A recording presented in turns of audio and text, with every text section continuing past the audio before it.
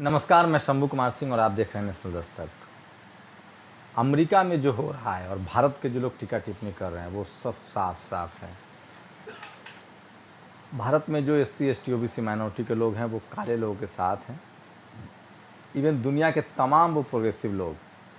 आज मैं कनाडा के जो ट्रूडो हैं उनकी बात सुन रहा था। जब उनसे पूछा गया कि अमेरिका जो हो रहा है उस पर आप क्या बोलते हैं, वो 21-22 मिनट सेकेंड की चुप्पी लगाते हैं। उसके बाद कहते हैं कि अमेरिका में ये सच है कि काले लोगों के साथ और कनाडा में भी काले लोगों के साथ सिस्टमेटिक तरीके से भेदभाव होता है और कनाडा के साथ भी नस्ल भेद होता है। सोचिए, भारतीय मूल के सत्या नडेला ने कहा है, जो सीईओ हैं माइक्रोसॉफ्ट, उन्होंने कहा है कि मैं काले लोगों के साथ खड़ा हूँ।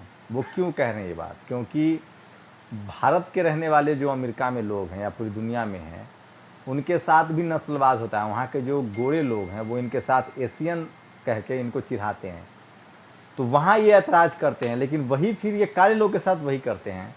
और सोचिए, अपने देश में तो ये मानते भी नहीं हैं कि जाति के नाम पर यहाँ शोषण होता है। सोचिए, सिर्फ 15% आबादी है अमेरिका में काले लोगों की, और ये जो सनकी राष्ट्रपति है वहाँ का ट्रम्प, ये एक नंबर का सनकी है। उसके बाद भी वहाँ के पुलिस व्यवस्था का संयम देखिए, संस्थानों का संयम देखिए। मतलब आर्मी के हेड जो है वहाँ सड़कों पर हैं, पुलिस के हेड ने ट्रम्प को लतार लगाई है। यहाँ तक कि ट्रम्प जिस चर्च में गए थे बाइबिल लेके, वहाँ के चर्च के प्रमुख ने कहा है कि ट्रम्प ये अपनी घटिया राजनीति जो है वो यहाँ के चर्च में ना करे, धर्म के नाम पर चर्च में ना करे। लेकिन आपके यहाँ क्या होता है? हिंदू मुस्लिम हिंदू मुस्लिम। अभी ताहिर हुसैन जो कि दिल्ली दंगे का जिसको आरोपी बनाया गया है, उसकी चार्जशीट दिल्ली पुलिस ने फाइल की। अब दिल्ली पुलिस कहाँ आता है आपको पता है? आपको यहाँ सिस्टम पर कितना भरोसा है पता है, और वो सारे मीडिया में लीक कर दिया गया। इससे ऐसा लग रहा है कि इस देश में जितने दंगे हुए हैं सब मुसलमानों ने किए हैं। ऐसी ऐसी कहानियाँ गढ़ी जा रही है। सोचिए, एससी एसटी ओबीसी माइनॉरिटी के लोग की यहाँ थाने में रपट नहीं लिखी जाती। एक एसएचओ तो छोड़ दीजिए, एक एसआई तो छोड़ दीजिए, एक चौकीदार जो है उसके डंडे से हम लोग सीधे बल खड़ा नहीं हो पाते हैं। वहाँ से जो तस्वीरें आ रही हैं, महिलाएं पुरुष सब जो हैं वो आँख में आँख डालकर बात कर रही हैं, वो अपनी पीड़ा कह रही हैं। पुलिस जिस तरह से इनिशिएट कर रही है, जो नेशनल सिक्योरिटी कमांडर हैं वो जिस तरह से वहाँ बात कर रहे हैं,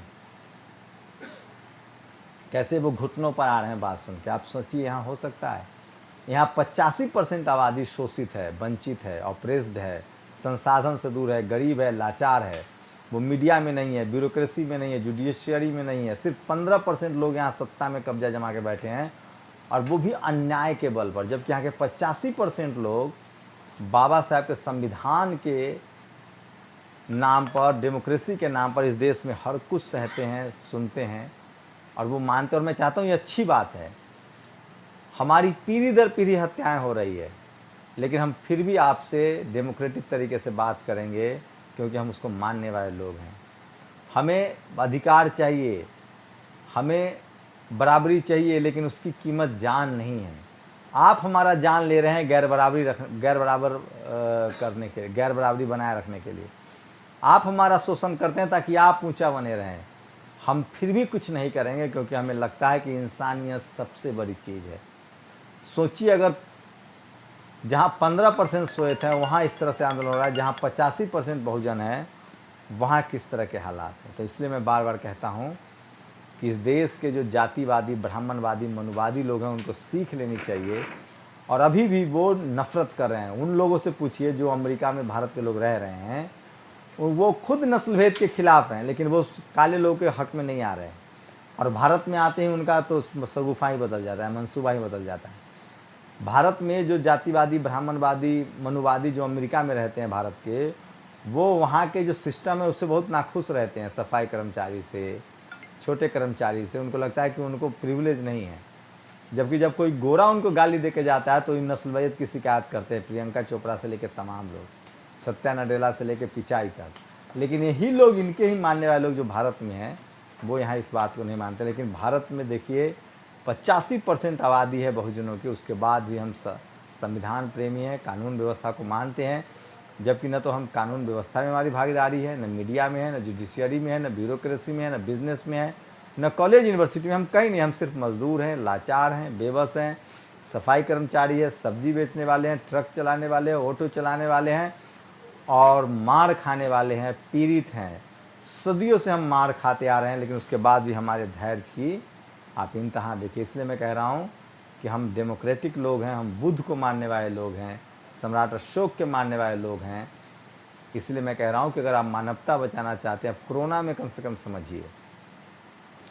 आप लोगों से अपील है कि आप लोग हिंसा छोड़िए, आप लोग बराबरी के पक्षधर होइए और कम से कम शोषण करना छोड़िए और जो सरकारी संपत्ति है उसकी हिफाजत कीजिए। सरकारी स्कूल, सरकारी अस्पताल, इसको बनाइए और जो संसाधन पर कब्जा है उसका इक्वल डिस्ट्रीब्यूशन हो, सरकारी संपत्ति का इक्वल डिस्ट्रीब्यूशन हो, कॉन्ट्रैक्टर इक्वल डिस्ट्रीब्यूशन हो, बैंकिंग सेक्टर में सबको इक्वल मौका मिले, सबको लोन मिले, सबको बिजनेस का मौका मिले। यकीन मानिए तभी भारत मजबूत सम्राट अशोक का भारत बनेगा।